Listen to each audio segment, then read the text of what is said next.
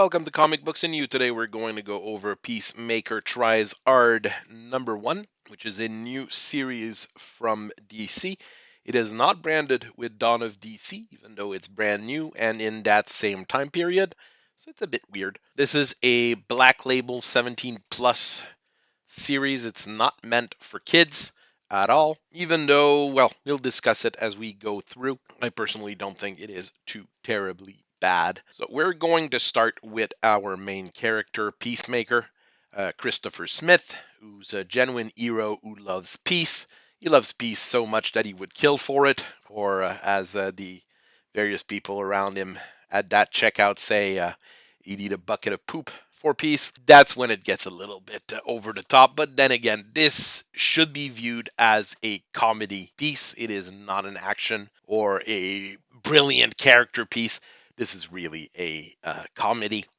He is formerly a member of the Suicide Squad here. He's leaving on probation now in a double wide in a place that doesn't look too savory. So he is out of that special government jobs, basically. He is a comedic figure throughout this particular number due to his actions and due to his reactions to various situations.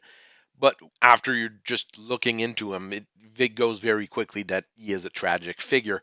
He was raised by a what seems to be a pretty domineering father and trained into all sorts of combat. He is very poorly socialized.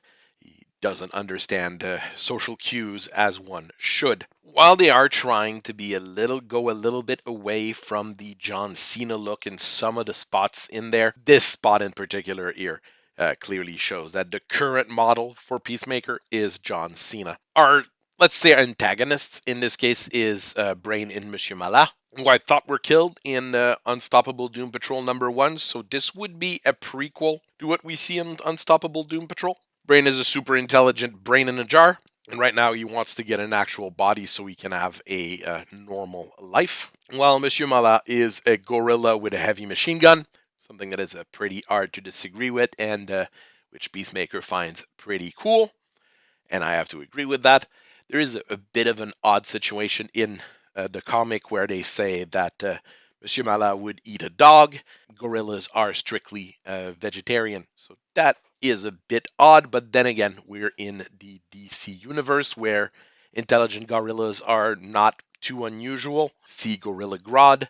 I don't know if DC gorillas have a different eating habit. We have a quick snapshot of Task Force X, the Suicide Squad and friends. We get a shot of Amanda Waller calling Peacemaker, and we get to see the current Suicide Squad members: Harley, Captain Boomerang, King Shark, and Deadshot, Bloodsport, Doom Pistol, Evil Tap Dancer, something along those lines. This is one of those characters that is a bit replaceable, unfortunately. So our story starts with Peacemaker trying to get acclimated to civilian life. Pretty sure he hasn't been off the Suicide Squad very long at this point. Trying to get groceries, and he kind of gets into it with the cashiers and other shoppers, saying that he's a superhero, and people just haven't heard of him, just like a jazz singer, and they start rattling on different jazz artists' names. A bit of a funny introduction for the character, and it's very funny that we just see him walk into a store in his full superhero outfit. On his way home from the store, having bought a large number of protein powder, instant cake mix, and beef jerky, he gets a call from Amanda Waller telling him to go bust a terrorist cell in another state. Very basic job.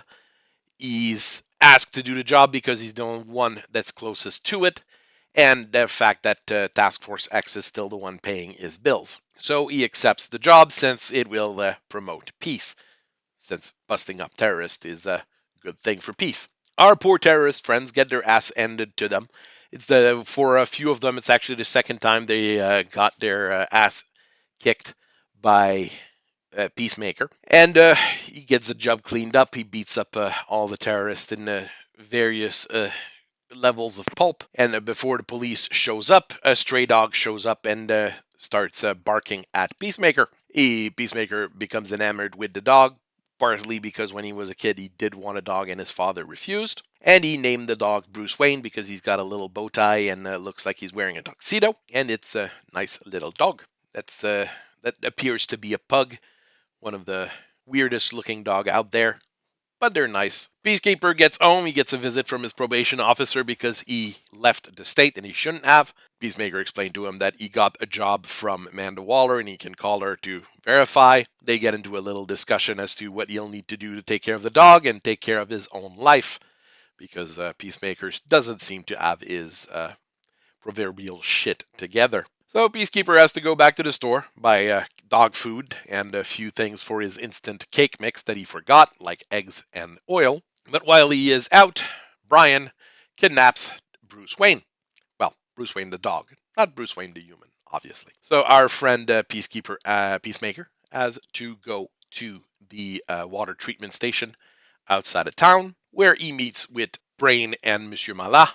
And they say that they will relinquish Bruce Wayne if Peacemaker can grab the DNA of Deathstroke to build a new body for the Brain. Overall, on a regular floppy, this is not an extended number or anything like that, there is a lot of things going on. And it is fairly well paced in that particular format. It is a comedy, so it has its own format, and it actually works quite well. The paper quality on this is actually quite good, but maybe that's because I've got a special olive foil copy of it, so I'm not sure. I haven't gotten the standard issue for it, and I'll see what I get in the upcoming numbers. But it's nice to see that level of quality in the paper. Maybe it's a black label thing as well. All the ads in this are for DC comic products, Batman, Superman, etc. And it's front loaded with the three Asian American Pacific Islander comics that they were launching in the month of May. So we've got City Boy here, which I am going to get. It looks a bit interesting, so that's why I'm going to get it. Spirit World, which looks absolutely not interesting, so I'm not going to get it. And the third one, which I didn't get a picture of, is The Vigil, which seems to be a superhero assassin team, which also doesn't look interesting at all, at least not for me. I'm also wondering where an Asian American Pacific Islander comes from. It's like, let's take everybody from this region of the world and just pack them together. They're all the same anyways as a thing. While you can say just in the three main countries of Asia, China, Korea, Japan, there's already quite a bit of diversity in very different people. Pacific Islanders, there's a few different kinds of Pacific Islanders, and they've got nothing to do with Asian Americans or Asians in general. I find that really weird to do. I do understand that it's one of those American month thing, but as a business, I would go with something different personally. Our covers, I am going to review the standard cover here. We have here, it is pretty cool in a pretty standard kind of way. I don't like the gun on there. It looks off, not only because of the angle, but because of how it is held. The barrel is very long, yes, but it also seems to be weirdly curved. It wouldn't attract the reader unless they know who Peacemaker is or if they've watched the HBO series, which I've heard is not terrible from various people, and some people saying it's really good, some people saying it's really bad, but I would need to watch it, but it's not really available in my area. Maybe I would need to dig for it. The olive foil cover, which I do have, is pretty much the same. Pretty simple design. Wouldn't attract the reader that wouldn't know the character. That's the one I got because it's the first one I picked up. Yes, it was more expensive than the standard cover, which was just underneath in the spinner rack, but I don't really mind. It was a decent pickup and, well, one of the rarer comics I got, I guess. The art is that in this is pretty varied, but it's generally pretty good.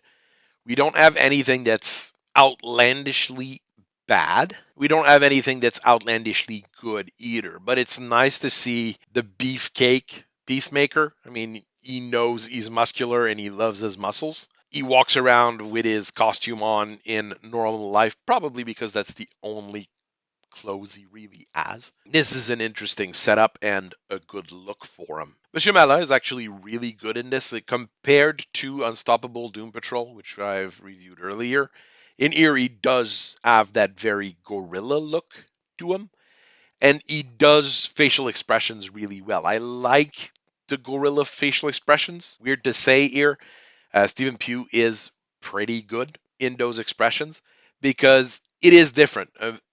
A chimp or a gorilla emoting would be different from a human emoting, and it does go there. The plain Jane characters, the standard humans, let's say, are a bit weaker in my opinion. They don't look really that good.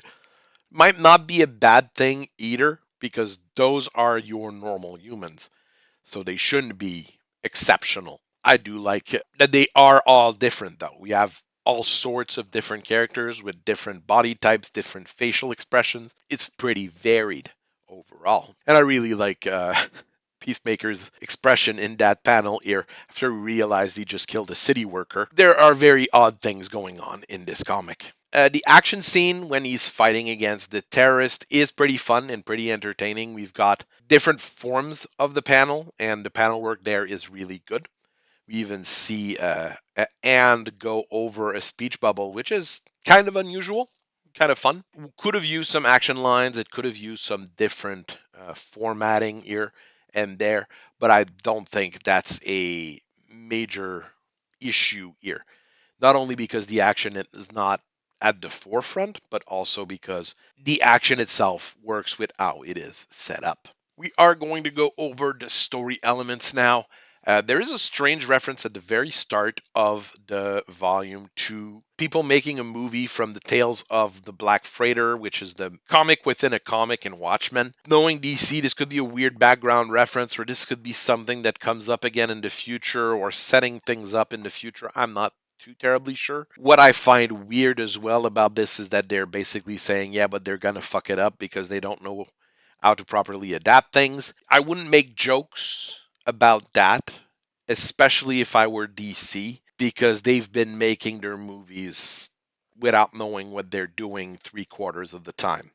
We really have to wait for Flash and Blue Beetle to really know where this is going to go. But those two from the previews we've seen look exactly like that. Movies that they don't know how to adapt, and they've done whatever they wanted with it. Peacemaker keeps over representing himself, keeps showing that he has his, like if he had a ton of friends, like if he was the best in the world, what he basically sees himself as the pinnacle of human perfection, which is in DC quite would be quite an achievement. But we clearly see that he is not that. He's just he is fairly skilled at what he is doing, but he is definitely not the top of the line.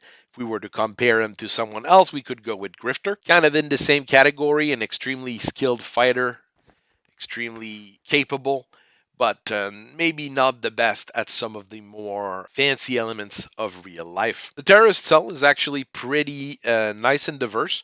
I was expecting, I mean, when you read as a terrorist cell in a modern comic, was going to expect some white supremacists right there. And no, there seems to be a pretty diverse group. Viva la Revolucion in the back, so not one of those particular groups that we keep hearing about. It's actually interesting to see something like that now. The humor is a bit all over the place, but it's usually over the top, I would actually say here. The terrorist roasting Peacemaker because he doesn't have friends, and they do, as one thing. When he kills the city worker before knowing if he was actually just a city worker or actual terrorist or bad guy working for Brain, and then learning that he was a bad sex offender, so it's not that bad that he killed him. The jokes really go on a pretty wide range, but it's usually in that over the top absurd category. Peacemaker is extremely relatable in this case because we see him failing at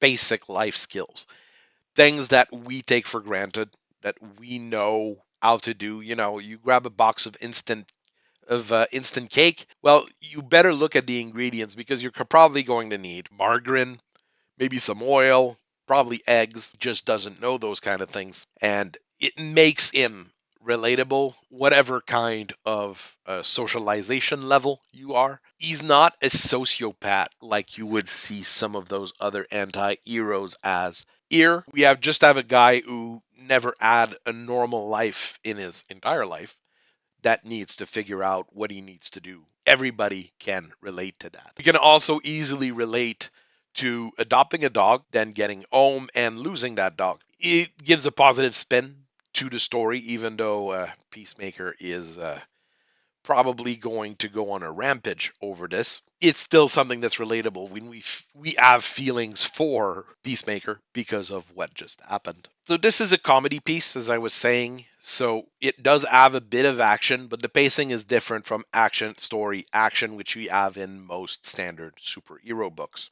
We also have to look at this as a bit of a tragedy. It's a comedy and a tragedy at the same time because it's fun to laugh at what Peacemaker is living through and doing. But we also feel that he is a broken man in a broken situation. He doesn't know what he really needs to do. He doesn't have friends. He doesn't have anybody to call on to except this parole officer, which makes it pretty sad. The action sequences and the few things we have in there feature very good comedic elements. Not only comedic wordplay, but also absurdism, situational comedy, and just over the top action, which makes it very nice. I do think this is another limited series, but it could easily be extended as long as needed, as long as the author and the artist are well paid, they get residuals, and go forward with the character. If they just keep the James Gunn Suicide Squad verse going with this and related things, it will actually work because those characters are actually fun to read and fun to look at. Final thoughts? As a short series, this will probably work fairly well. If they turn it into an ongoing, the joke will probably grow thin fairly quickly. If you want to make this an ongoing, you have to make it an opposite Spy X family. Basically, have Peacemaker build a family out of nothing in order to protect peace, and everybody, rather than the Spy X family where everybody is extremely competent at what they are doing, have the complete opposite. A bunch of people who are absolutely incompetent and don't know what they're doing, having to try to resolve all sorts of issues, and it'll probably work fairly well. I'm wondering why Peacemaker is mad at the Doom Patrol after having read this and the two first issues of Doom Patrol. Did a meta-human kill Bruce Wayne the dog? That's about the only thing I can think of here. The 17 plus age range black label on this is good, but this is the kind of thing that you could show younger readers after a certain age, obviously, because everything in there is over the top. It's not realistic violence. Swearing, yeah, sure, but I mean, kids hear swearing about as much as adults do. I understand the point of view of putting it as a 17 plus range, but I wouldn't. This is not one of those books that I wouldn't want my kids to read.